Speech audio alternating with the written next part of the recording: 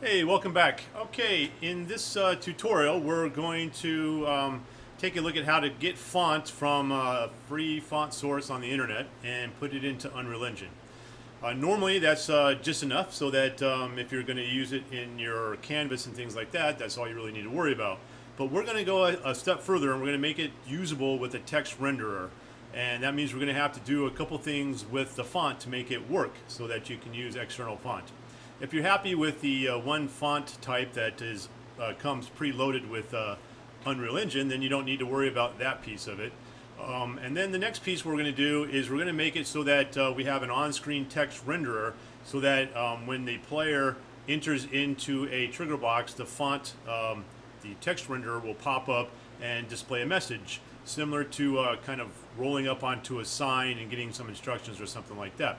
So let me show you what that looks like here in a second. But first, if you're just now joining me, you can go ahead and get caught up on this project by going to Putting on the Fritz 3D Visualization and check out the YouTube channel and get caught up.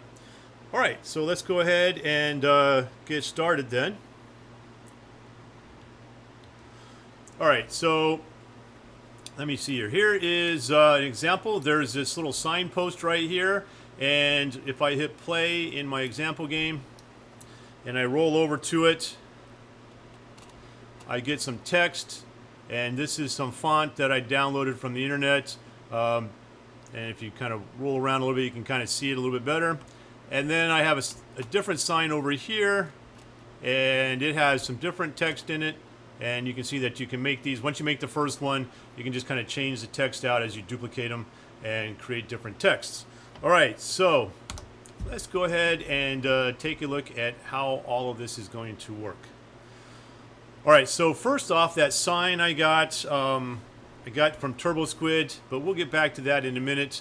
Let's go ahead and talk about finding some fonts. So what I've done is I went to this site right here called fontspace.com, and I'll make sure that I put this in the notes down the bottom of the video, so that you can find it pretty easily. There's a lot of free fonts on here, and the one I selected right here is commercial use, because if we, let me see here. So if I go home, so the home page here, you'll see that there's a lot that pop up with personal use, free, so you can download it, but you can only use it for personal use. And as you start to do some of these things, you may want to be able to use it for commercial use. You may want to put it as part of your part of a project that you sell or that you're working for somebody else. And if you're just looking for something free that you can use, then that's something to keep in mind. So let me see. I'm going to go ahead and go to, I think it was under collections. And where'd it go? Oh, maybe it's under styles. Oh, you know, I think it was originally under fonts here. Let's go to fonts. There it is. So under fonts, and I'm going to select commercial use right here. Okay. And it puts a little checkbox in here, and everything that comes in here comes up, says it's 100% free. Now, you may need to double check, because when you download these, they will come with some additional text, and I'll show you that in a minute, that show you, tell you exactly how you can use them. So you just want to double check to make sure that what you're getting is something that you can use. All right. And there are tons of, I guess there's like 1,000 results here of the different types of free for commercial use fonts. So you can go through and find what you want, and then you just click right here in this little blue cloud to download it. So I'm just going to find something. I'm not sure what this is, but we'll download this one just so I can show you the process. And you can see this is one I downloaded earlier, and right here is where it downloaded for me. So I'm going to go to my download folder, and let's see.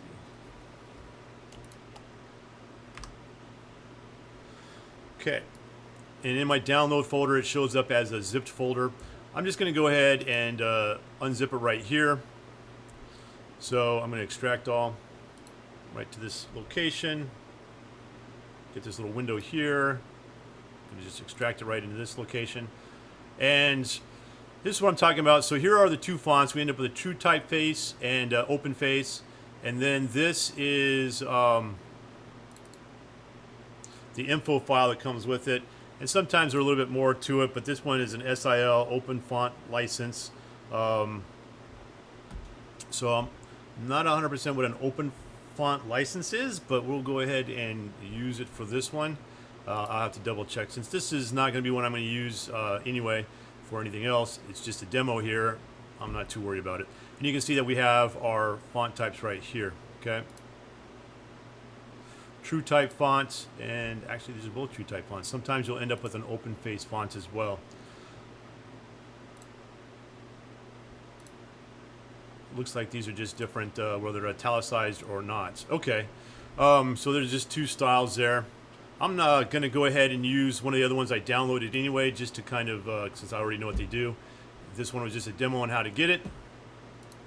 Okay, so once we have it, and I don't know why I closed it, but anyway, one of the things I do is I also create a font folder so that I have the different fonts that I acquire. Right now, in my example, I only have 2 here, but I do have another folder with a bunch of other fonts in it.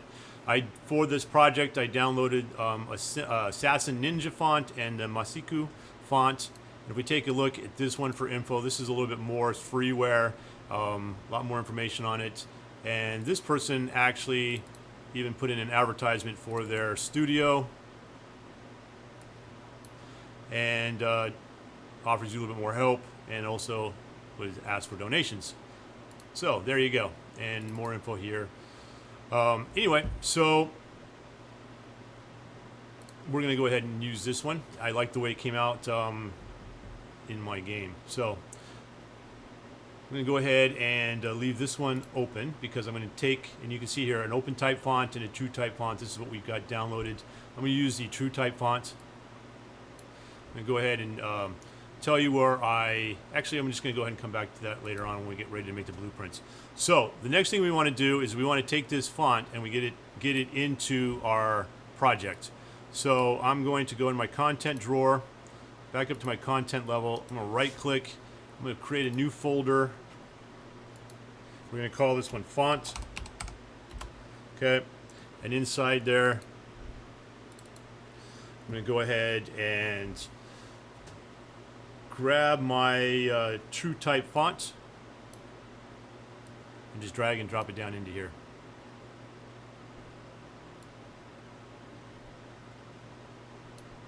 All right.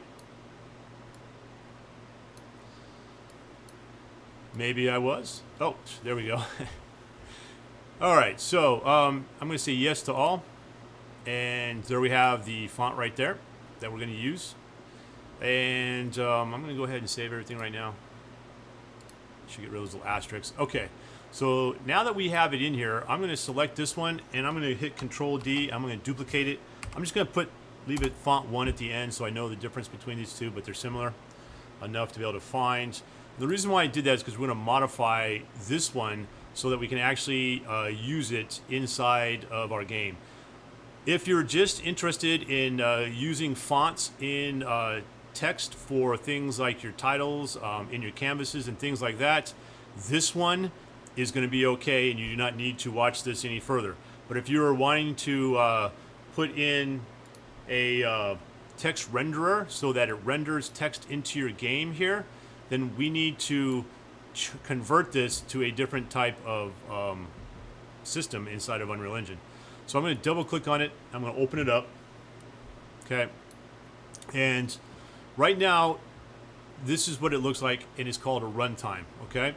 So for runtime, what I'm going to do is I'm going to hit the down arrow, and I'm going to convert it to offline. All right. And when I do that, it's going to tell me that we're going to be changing this font. Okay. And I'm going to say yes. Now, this is where we're going to have to actually take it and add it into our Windows system. Okay, so by saying yes, we get this little Windows pop-up. And right here down at the bottom, it says Show More Fonts. I'm going to click on that, and this window will pop up. Now, what I want to do is I want to add the font I'm using, which is this one right here. I'm going to click it, drag it, and I'm going to drop it into there where it says Copy, all right? And I got a pop-up, of course, that says that's already installed, because it is. I installed it already. All right, so now with that, it should be dropped in there. I'm going to minimize this again out of the way. I'm going to close this window, and I'm going to just hit cancel. Now I'm going to go back. The reason why I did that is so that it would allow it to load into Windows. I'm going to do offline again. I'm going to say yes. And now it should be one of my fonts in here. So it should be, that was MS, I believe it was MIS. And unfortunately, this little search thing at the top doesn't really work the way you think it does. I can type the first letter, then after that it stops. All right, so right here is the one that I picked, Masiku. Okay, and then I have a couple different choices. I'm going to go with bold, and I'm going to say, I think I'll just leave it at font size 10 right there. I'm going to say OK. Okay. Now when I do that, I click in here. It converts everything to this this kind of texture page image, right? And down here, it should be saying the quick brown fox jumps over the lazy dog in the font that I chose, but it is not, and that's because a couple different reasons. All right. So our scaling factor right here came in at 1. I'm going to change my scaling factor to 45. And when I do that, you see that it actually pops in down here okay. All right. So now the next thing I need to do is there's a couple things I need to change down in here. Our compression settings. Right now they're set at default DXT1, all this other stuff. I'm going to hit the down arrow on that, and what we want is we want distance field font R8, and when I click that, everything's going to go away over here. All right, and then there was one other thing we need to change. If we click the import options up here, so this page details didn't pop in until I click on this right here. Okay, so when I click on that, this pops in, and then you can find this distance field font, and then here, if you hit the import options. And we want to make sure that it says font ICS default, okay? And that should work okay. We're going to save everything. Now, we're not going to know for sure until we actually go to use this. So let's go ahead and start making our sign so that this will pop in. And so I'm going to go ahead and minimize some of this stuff. Down here in my content drawer, I'm going to go back to my content. I'm going to go into my blueprints, and this is going to be another trigger. So I'm going to right click. I'm going to new blueprint class. It's going to be another actor, and I'm going to call this BP underscore, and you can name it different things so you know what this is. And this will be my, I'm going to just kind of call this one a path sign, just so just as a demo. Anyway, all right, and then I'm going to double click. I'm going to open that up. Okay. Now, one of the things I'm going to do is I'm going to add a box collider. Okay. And this will be my, I guess I'll just call it collider. And then at some point we're going to add a static mesh, and I'll do that towards the end so that those of you who aren't interested in that, you don't have to sit through that. So the next thing I'm going to do is I'm going to add in a text renderer. Okay. So we want the text renderer. All right, and it doesn't need to be a child of the collider, but it doesn't hurt that it is either. All right, so right now you can see that it just says text, because that's what it says right here, text. And it's using this robo distance field, and right now it's been marked to visible. Okay, so this will be something that just kind of, if I put this out there, it'll be visible right now. So what I want to do is I want to change my robot distance field, which is the default one and the only one that's available in Unreal Engine. I'm going to hit the down arrow, and I'm going to find my one that I modified here, which is the font 1. And I'm going to click on it, and it looks like we did it right because it popped in there, and there it is. All right. So now I'm going to change my text to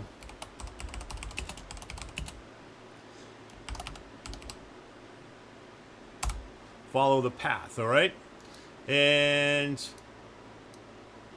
we can change the world scale. So if I change this down here, it changes the font size there. We can I'm going to go ahead and change this to text center, and I'm going to center this so that it's centered in the on the middle of the text renderer. Okay. And now I'm going to go ahead and drag that up a little bit. All right. So I'm going to compile it. I'm going to save it. I'm going to go back into my game, which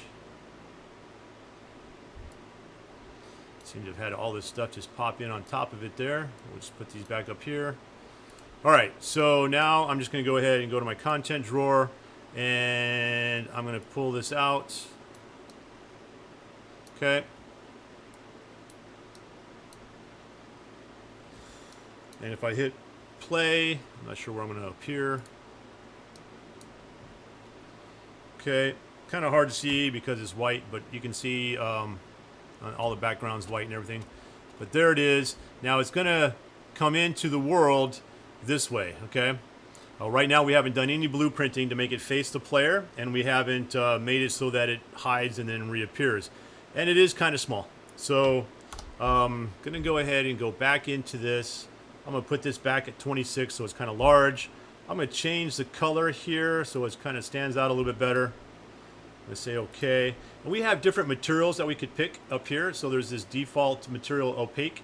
You got 3 different choices. You can see that they change the appearance of the text just a little bit by the one that you pick. This one's a translucent one. This one I think is a shinier one, or maybe that's the one we were using a minute ago. And then this one kind of has a glow to it. All right, so I'm going to go back to this bottom one maybe. All right. Okay, so now let's go ahead and add some functionality so that it will face the player, and also so that we can take advantage of this collider that we have here and do some overlap, okay? The sign itself is just a model that's been stuck in there, so it doesn't really do anything. It's not that big of a deal. All of the functionality follows the collider and the text renderer. All right, so if we scroll down with the collider selected, we're going to want these two right here. We want on component begin overlap, and we want on component end overlap. Okay, so I'm going to hit the plus button for that one, and then I'm going to go back to my collider, and I'm also going to get the end overlap one. So now we have both of these in here. Okay, I'm going to pull my text renderer out here. Okay, and what we're going to do is we want to set visibility. So if I select my text renderer, I'm going to go down here and I'm going to uncheck visible now that we know that it's working. And what I'm going to do is I'm going to pull off from here. I think I can get it from here, and type in set visibility, I hope. All right, set visibility for the text renderer. Oh, and we end up with 2 of those. All right, we'll just delete one. Okay, now I'm going to connect this up. All right, so that'll start it, and this will be, we're going to mark it to be a new visibility. I'm going to go ahead and, with those 2 highlighted, come down here, I'm going to hit Control D, I'm going to duplicate it, I'm going to uncheck new visibility, and I'm just going to connect that to that point right there. Okay, what this one is done down here, so I'm going to highlight it, I'm going to hit C, and this one hides text when player leaves. Okay, so now we've got that set up, and what we need to do is, this one's going to be a little bit more complicated up here because we also want to have it so that it will face the player.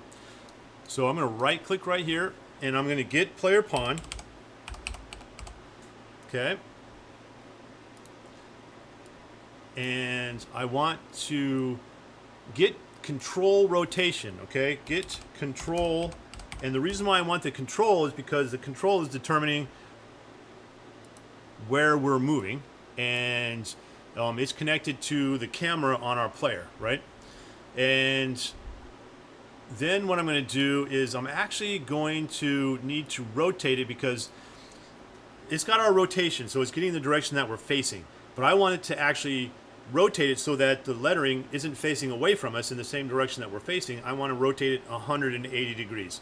So I'm trying to add into all 3 vectors. That is a mistake. We cannot do that. I'm going to right click.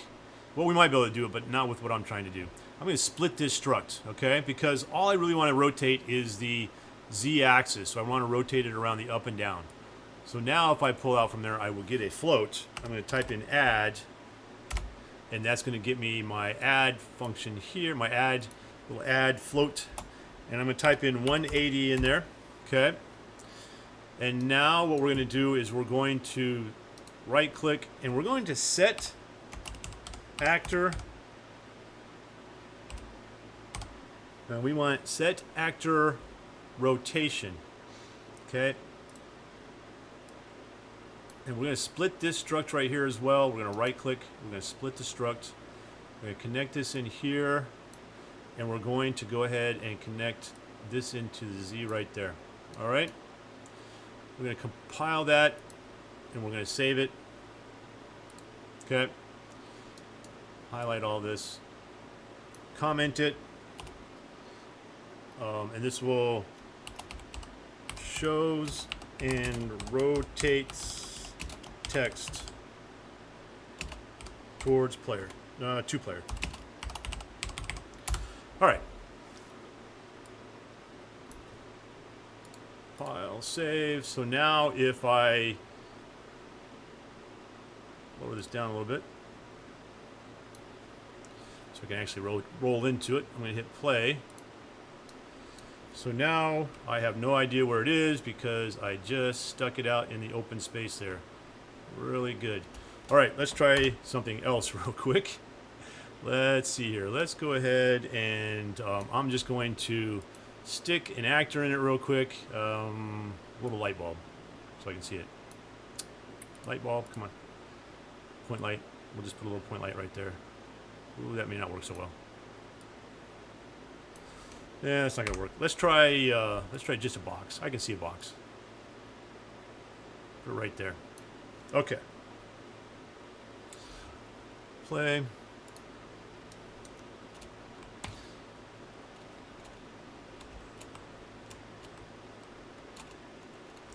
There it is. It's awfully low because my box is awfully small. But you can see it pops in. So let's go ahead and make this just a little bit bigger.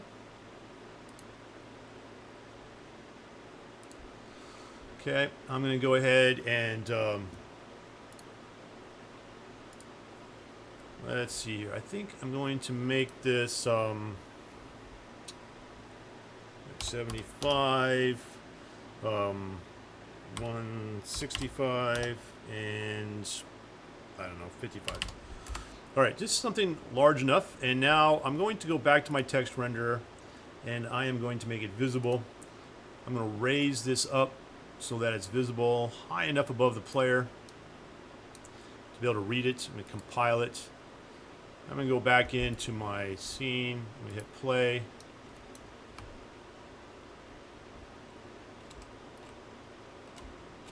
Go into it, and you can see there it is right there. It's facing the direction I started out at. If I come from the other way at it, it'll face towards the camera. Okay?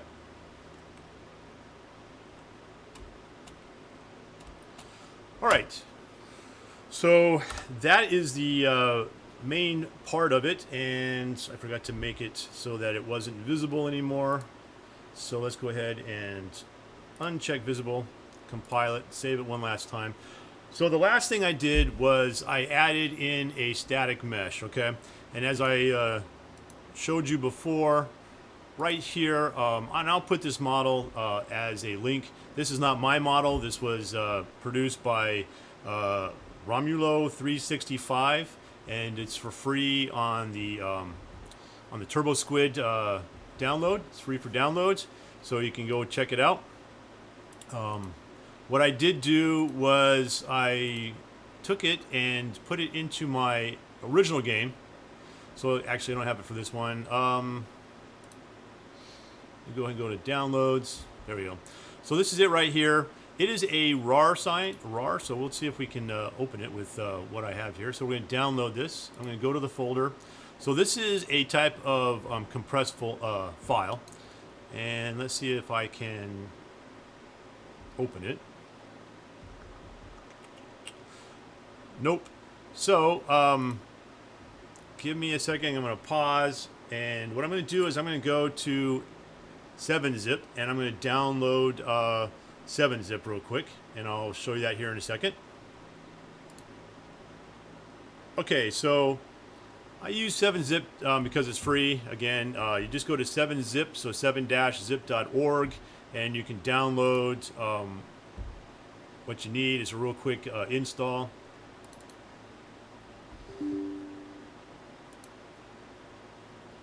Okay. And it's done just that quick. So now, close that. Close that. So let me go to my downloads folder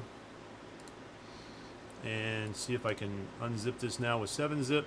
Let's see here. No, I haven't. Okay, so instead of just wasting our time while I'm trying to figure out how to get it to work correctly, what I'm going to do is I'm just going to go ahead and I opened up 7-zip. So I just went to my files, opened up 7-zip. Right here, that's the one I want to open. So I'm just going to go ahead and extract it. It's going to ask me where I want it to go. I'm going to go ahead and just leave it in my downloads for right now. And there we have it. So now it should be in my downloads. And there it is right here. Okay. And you can see that it contains the 3D object right here and also a couple of textures.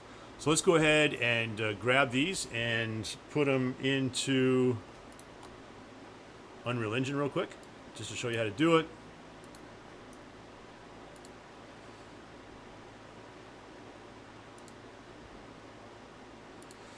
Should have one called Models already. I'm going to make a file folder for this one, call this one Sign.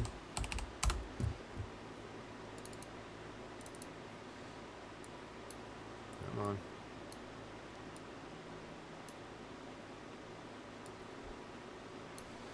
And go ahead and make sure it's not a skeletal mesh. It's going to generate some missing collision. Yeah, I'll let it do that, but I'll probably change it. I'm going to go ahead and import it all. All right, so now if I go to this, I should have this sign. And there it is right there. This is what it looks like downloaded. I went to Bridge and I found some different textures for mine to download, to put those on there. I also forgot to tell it to change the Z-axis, but that's all right. We can rotate it.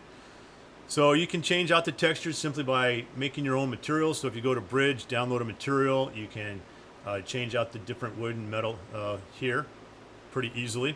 But one thing I'm going to do is let's take a look at the simple collision. Right now it's kind of a really harsh, keeps you from being able to go under it the way it's set up.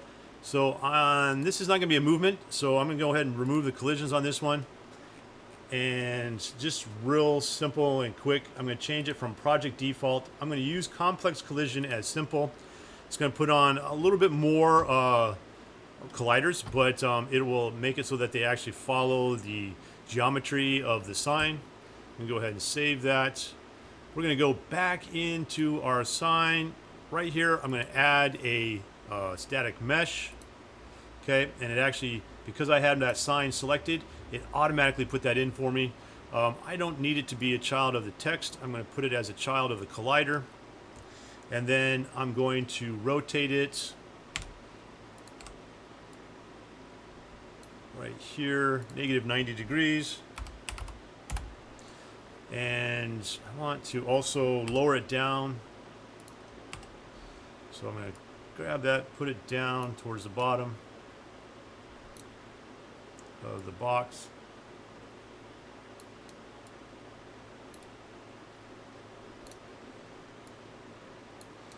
Close enough. All right. So now this kind of gives me some point of reference. Yeah, close enough. All right. So this gives me a point of reference for the size of the box. So I'm going to go ahead and select my collider. And actually, because the rollerball character is pretty small, I don't need to make it any taller, really. But I am going to have to adjust my text. And if you want to see what it looks like, we can always come back here to visible. And just kind of put it above the sign so that it looks like it's being read off the sign. And go ahead and check that, uncheck it. We're going to compile, save. And now if I go back into my scene, there's the sign. I can go ahead and delete that box back there.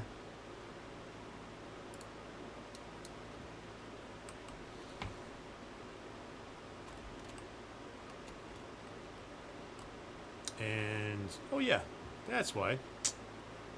Notice how the sign moved on me? Let's go ahead and fix that real quick.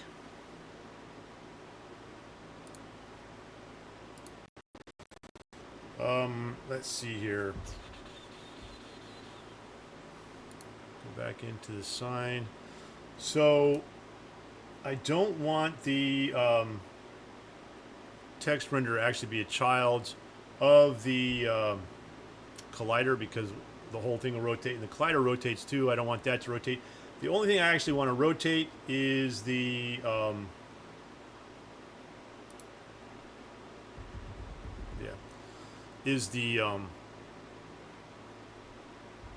words itself, the text. So we're gonna go ahead and make it so that we don't have that issue to worry about. Let's see here. We'll make that above that, and put that up above that as well. Let's see what that did. And also I noticed that my font disappeared, which it should not have done. Okay, well, that's still rotating, so let me fix that.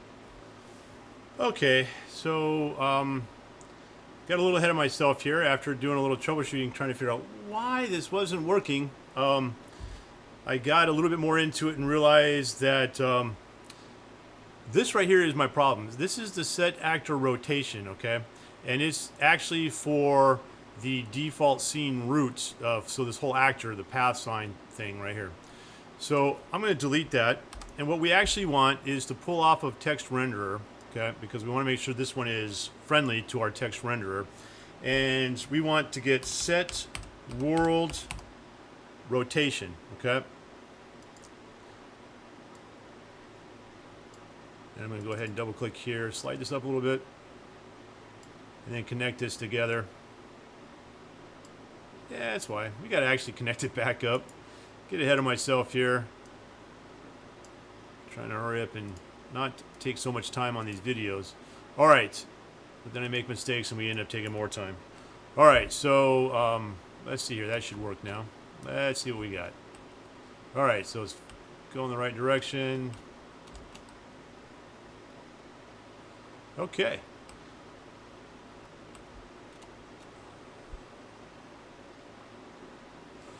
All right, so there you have it. Now we've got a functional signpost, and again, you can always go into here and pull up, make duplicates of this. You can change the text in there, change the way the font colors and things like that. You can even change out the static mesh because it has nothing to do with the rest of the function.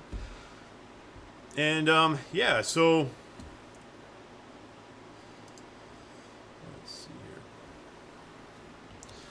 that's going to be it for this particular tutorial. Sorry, we kind of fumbled around a little bit there at the end, and it took a little bit longer because of that.